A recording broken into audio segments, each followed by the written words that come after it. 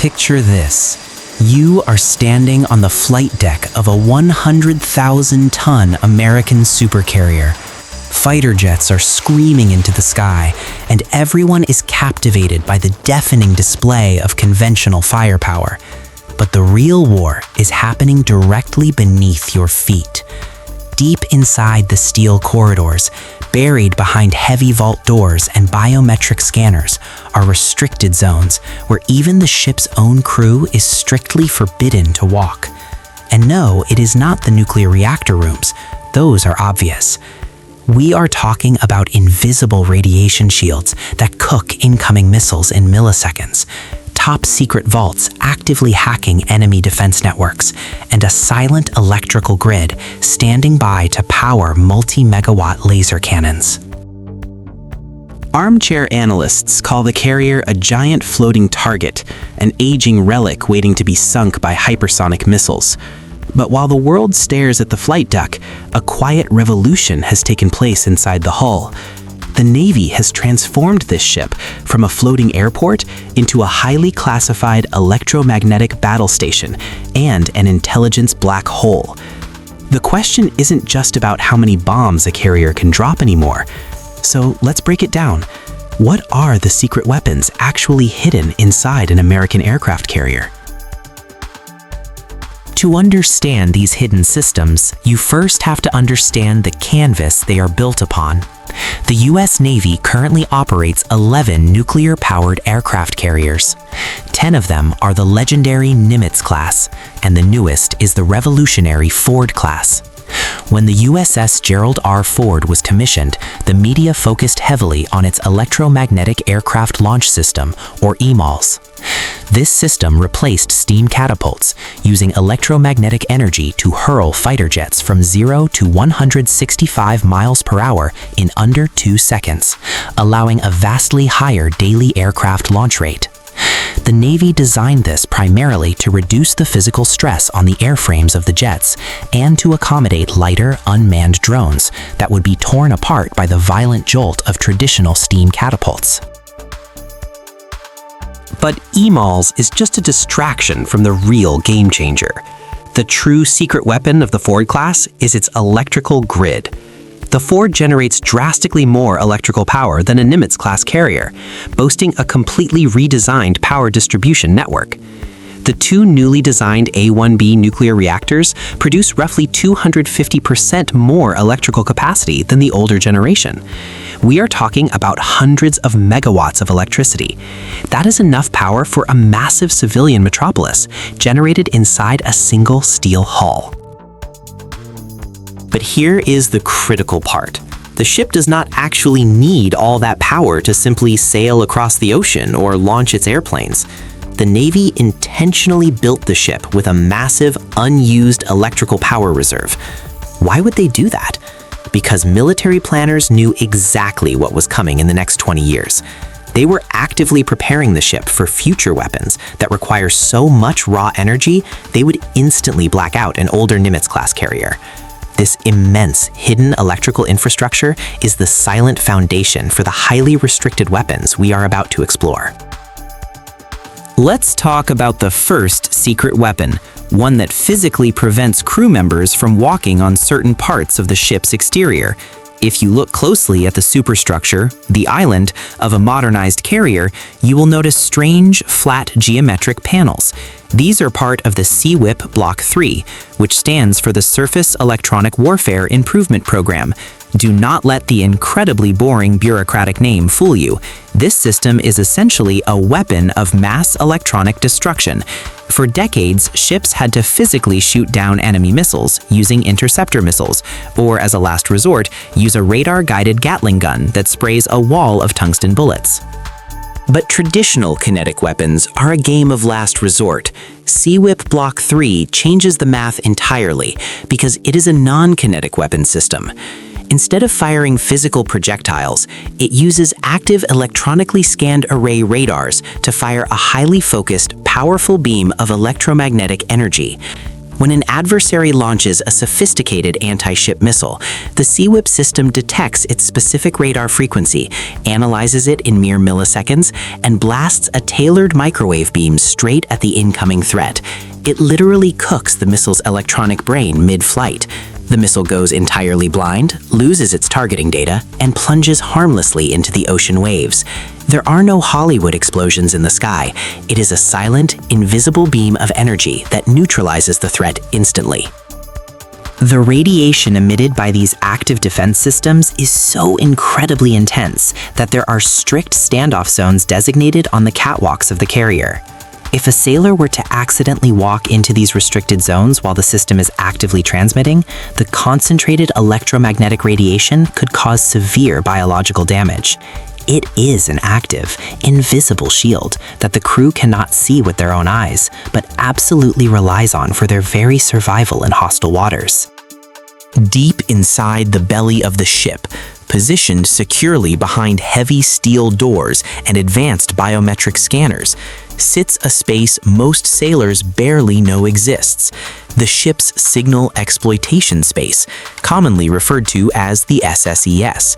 This restricted compartment is essentially a floating top-secret vault. Inside this windowless room, you will not find traditional sailors. Instead, you will find cryptologic technicians operating under the absolute highest security clearances available in the United States military. These individuals often work directly in tandem with national intelligence agencies, like the NSA, pulling down classified data feeds from satellites overhead. The SSES serves as the aircraft carrier's dedicated cyber warfare and signals intelligence heart. While the F-35 fighter jets dominate the physical airspace above the fleet, the specialists inside the SSES dominate the invisible, vital spectrum of electronic warfare. Massive, highly sensitive antenna arrays hidden inside the ship's island act as massive electronic vacuum cleaners.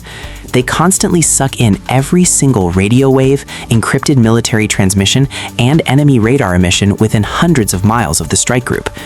But these cryptologic technicians do not just passively listen to the enemy. This space is heavily equipped with active cyber attack capabilities. Before launching a single fighter jet off the deck, SSES specialists can digitally map out an enemy country's entire air defense network. In a high-end, modern conflict, these operators possess the terrifying capability to inject malicious code directly into enemy communication networks, jamming their operational frequencies and completely blinding their command and control centers. It is an information weapon so heavily classified that the exact software and hardware specifications inside the SSES are completely compartmented from the rest of the crew. If the aircraft carrier were ever in imminent danger of sinking or being boarded by hostile forces, this specific room is heavily rigged with emergency destruction protocols designed to physically melt the hard drives and fry the servers into useless slag. The true modern power of a supercarrier is not just what it can destroy physically, it is what it can hear, manipulate, and digitally dismantle. Let's talk about the specific threats keeping Navy admirals awake at night and the highly classified countermeasures specifically designed to stop them. Enemies of the United States have spent decades deliberately developing weapons specifically designed to kill aircraft carriers. China's DF-21D and DF-26B hypersonic ballistic missiles get almost all the mainstream media attention. They plunge from space at Mach 10, giving the crew mere minutes to react. But there is another, much quieter threat attacking from below the waterline, which is arguably even more terrifying: the modern, heavyweight, wake-homing torpedo. Unlike older torpedoes that listen for loud, spinning propellers, a wake-homing torpedo acts like a bloodhound. It searches for the physical disturbance, the microscopic bubbles and churning turbulence left behind by a 100,000-ton supercarrier moving through the water. Once the weapon's sensors find that wake, it zigzags back and forth across it, riding the physical turbulence straight up the trail to the ship's exposed propellers. You simply cannot jam a physical wake with radio waves. You cannot use traditional electronic warfare against physically disturbed water. It is a brilliant, deadly, and highly autonomous piece of naval engineering. So, exactly how does the supercarrier hide its most vulnerable physical point? The primary answer lies in highly classified acoustic decoy systems, heavily housed in the ship's stern, well below the waterline. The only unclassified part we can discuss is the AN/SLQ-25 Nixie system. The crew reels out this torpedo-shaped drone on a massive tow cable, dragging it miles behind the ship. What happens when a sophisticated enemy fires a massive swarm of 20 hypersonic missiles at once, hoping to completely overwhelm the SEWIP electronic warfare system and traditional SM-6 interceptor missiles?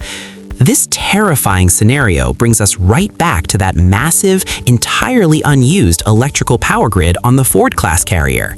The ultimate secret weapon being actively integrated into the American carrier fleet right now is directed energy.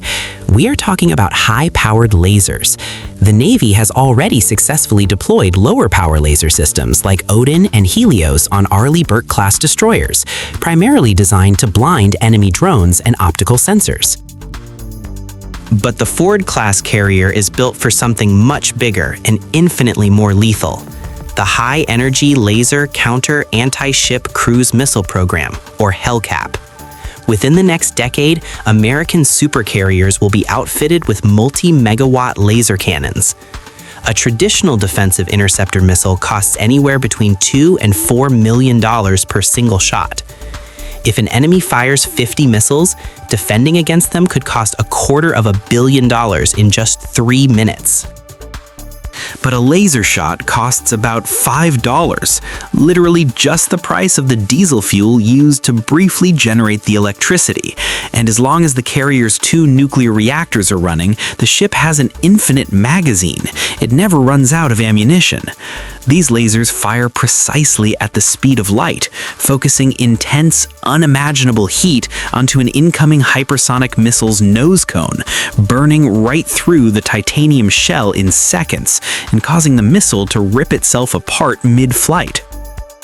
What is the true operational reality of all this hidden, highly classified technology? Armchair analysts consistently declare the aircraft carrier dead, calling it a massive floating target, but they only see a static runway. They deliberately ignore the invisible layers of defense, the intense SEWIP radiation zones, the SSES cyber warfare operations, and the incoming laser grids. In recent years, during extended combat operations in the Red Sea, the USS Dwight D. Eisenhower and its strike group faced daily barrages of anti-ship ballistic missiles and suicide drones launched by Houthi forces. It was the very first real-world combat test of modern anti-ship ballistic missiles in human history. The result? Not a single American aircraft carrier was scratched. The heavily layered defense network worked flawlessly under continuous, grueling combat conditions. Are American carriers invincible? Of course not. In a massive conflict, the Navy would take hits, but sinking a supercarrier requires punching through the most sophisticated, technologically advanced defensive web ever constructed. The carrier is a heavily armored, nuclear-powered node in a massive kill web. As long as America projects global power, the supercarrier remains the undisputed king of the oceans.